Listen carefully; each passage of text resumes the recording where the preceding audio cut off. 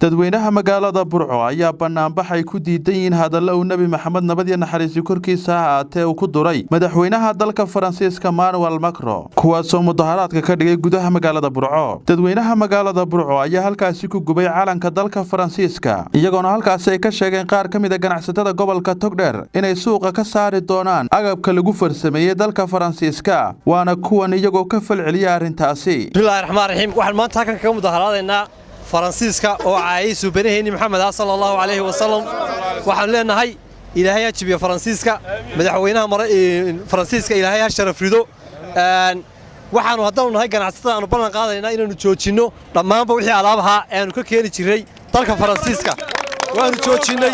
alaabtiisa waxaan leenahay dadka reer Soomaaliland yaan la iibsanin alaabtiisa. الله أكبر وحنا هالكن سكوا صباحنا قرحنا يسكون نمي إن أنا ننكي قال كهاين نبيجنا عاي إن أنا واجب كي سمرنا إن أنا حبارنا وحكلا تري ما إنه إلهي هجا كوردو إلهي هديلو إلهي هجوجويو نعذل الكركي زهاتو نعذل الكركي زهاتو إلهي حبابيو إلهي حبابيو إلهي هرجو إلهي قال هديلو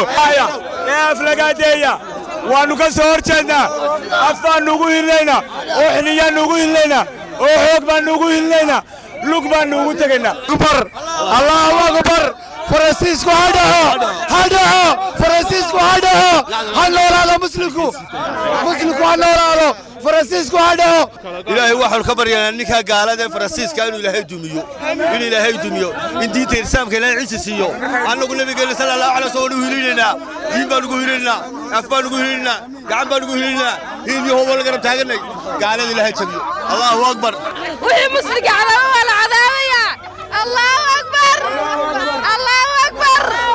الله أكبر halkan waxaan uga mudaharaadaynaa nabiga calayhi salaatu wasalaam nabi maxamed waxaanu leenahay Faransiisku hadda aanu leenahay ilaahay haridaanu leenahay madaxweynayaasha islaamkana waxaanu ugu baaqaynaa sida ordigan inay u hadlaan oo diinta ilaahay ugu hiliyaan sidaas aanu ka codsanaynaa madaxweynaha hadlay nabigii ilaahay buu wax ka sheegay ninka nabigii ilaahay wax ka sheegay calayhi salaatu wasalaam waxaanu leenahay madaxda islaamka waa inay jawaab ka bixiyaan oo sida ordigan uga hadlay wasalaam isku soo wada duuba hadalkan aflagaadada ee madaxweynaha dalka Faransiisku ku duray nabi maxamed nabad iyo naxariis korkiisa ahaatee ayaa si weyn waxa uga cadhooday ummadda islaamka ee ku dhaqan daafaha caalamka. maxamed saciid gaxnug telefishinka caalamiga badcas burco.